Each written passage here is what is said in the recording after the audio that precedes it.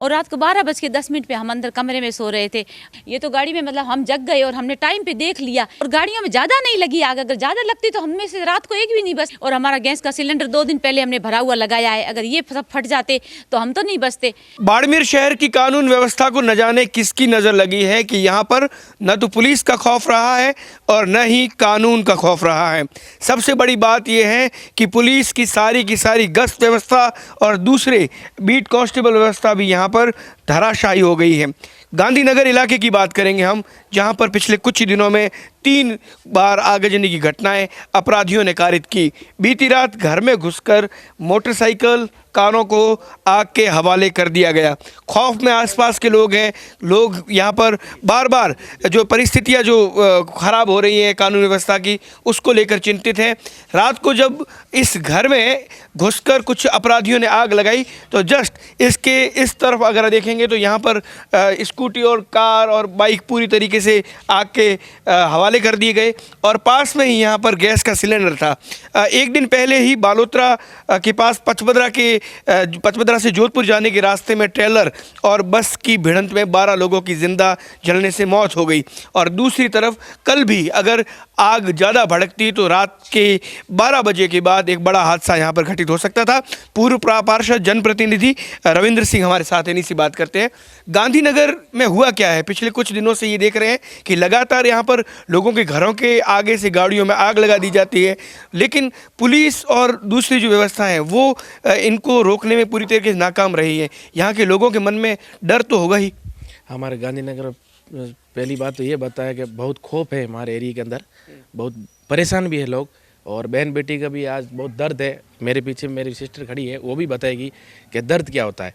कल ये रात को 12:10 पे आग लगाई, ये सो रहे थे, ये जाग गए। भाई तो ये नहीं जागते तो ये सिलेंडर फटता और उनके घर में मातम मच जाता। और जैसे कि 2 दिन पहले बाज़ार में हुआ और बसवाड़ा भी हुआ और नौरतों में हमारे एरिया में 4 गाड़ियाँ भी जली थी। उसके 10 दिन बाद में किसी नशेड़ी ने एक गाड़ी भी जलाई थी।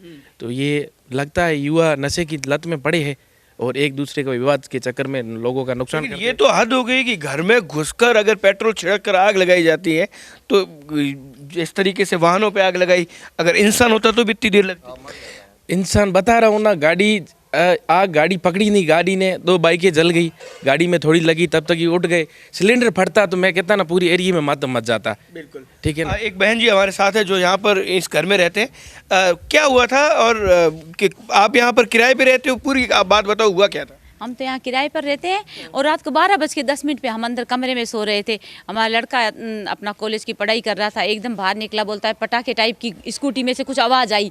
बाहर निकले बोले गाड़ियाँ जल रही है। हमने फटाफट बाल्टियों से लेकर पानी डाला, गाड़ियों की आग बुझाई। ये तो गाड़ी में मतलब हम जग गए और हमने टाइम पे देख लिया, अगर हम टाइम पे नहीं देखते तो ये 4 व्हीलर खड़ी थी और हमारा गैस का सिलेंडर 2 दिन पहले हमने भरा हुआ लगाया है, अगर ये सब फट जाते तो हम तो नहीं बचते।